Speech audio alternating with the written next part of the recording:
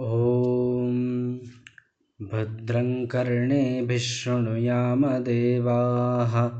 भद्रं पश्येमाक्षभिर्यजत्राः स्थिरैरङ्गैस्तुष्टुवागुंसस्तनूभिः व्यशेम देवहितं यदायुः स्वस्ति न इन्द्रो वृद्धश्रवाः स्वस्ति नः पूषा विश्ववेदाः स्वस्ति नस्तार्क्ष्यो अरिष्टनेमिः स्वस्ति नो बृहस्पतिर्दधातु। ॐ शान्ति शान्ति शान्तिः। ॐ शन्नो मित्रः शं वरुणः शन्नो भवत्वर्यमा शन्न इन्द्रो बृहस्पतिः शन्नो विष्णुरुक्रमः। नमो ब्रह्मणे नमस्ते वायो त्वमेव प्रत्यक्षं ब्रह्मासि त्वमेव प्रत्यक्षं ब्रह्म वदिष्यामि ऋतं वदिष्यामि सत्यं वदिष्यामि तन्मामवतु तद्वक्तारमवतु अवतु माम् अवतु वक्तारम्। ॐ शान्ति शान्ति शान्तिः। ॐ पूर्णमदः पूर्णमिदं पूर्णात् पूर्णमुदच्यते पूर्णस्य पूर्णमादाय पूर्णमेवावशिष्यते। ॐ शान्ति शान्ति शान्तिः। ॐ तच्छंयोरावृणीमहे गातुं यज्ञपतये दैवी स्वस्तिरस्तु नः स्वस्तिर्मानुषेभ्यः ऊर्ध्वं जिगातु भेषजं शन्नो अस्तु द्विपदे शञ्चतुष्पदे। ॐ शान्ति शान्ति शान्तिः। ॐ यश्छन्दसा मृषभो विश्वरूपः छन्दोभ्योऽध्यमृतात् सम्बभूव समेन्द्रो मेधया स्पृणोतु अमृतस्य देवधारणो भूयासं शरीरं मे विचर्षणं जिह्वा मे मधुमत्तमा कर्णाभ्यां भूरिविश्रुवं ब्रह्मणः कोशोऽसि मेधया पिहितः श्रुतं मे गोपाय। ॐ शान्ति शान्ति शान्तिः।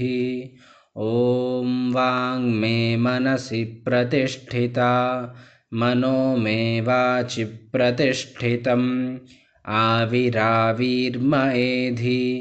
वेदस्य मणिस्थः श्रुतं मे मा प्रहासीः अनेनाधीतेन अहोरात्रान् सन्दधामि ऋतं वदिष्यामि सत्यं वदिष्यामि तन्मामवतु तद्वक्तारमवतु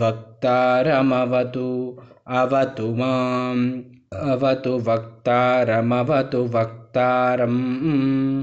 ॐ शान्ति शान्ति शान्तिः। अहं वृक्षस्य रेरिव कीर्तिः पृष्ठं गिरेरिव ऊर्ध्वपवित्रो वाजिनीवस्वमृतमस्मि द्रविणगुं सवर्चसं सुमेधा अमृतोक्षितः इति त्रिशङ्कोर्वेदानुवचनम्। ॐ शान्ति शान्ति शान्तिः। ॐ आप्यायन्तु ममाङ्गानि वाक्प्राणश्चक्षुश्रोत्रमथो बलमिन्द्रियाणि च सर्वाणि सर्वं ब्रह्मोपनिषदं माहं ब्रह्म निराकुर्याम् मा ब्रह्म निराकरोत् अनिराकरणमस्तु अनिराकरणं मेस्तु तदात्मनि निरतेय उपनिषत्सु धर्मास्ते मयि सन्तु ते मयि सन्तु। ॐ शान्तिः शान्तिः शान्तिः।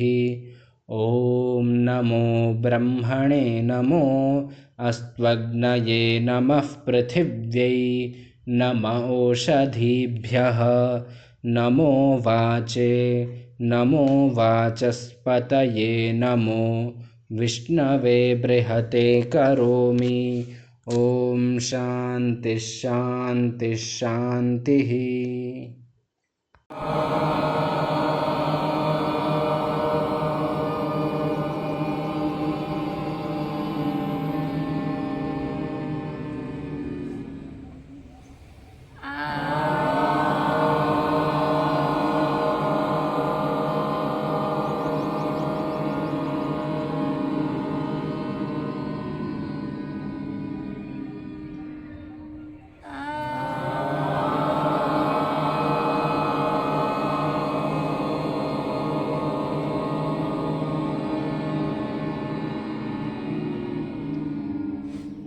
नमस्कार मुद्रा में पूरे विश्व की सुख शांति के लिए शांति पाठ एक साथ।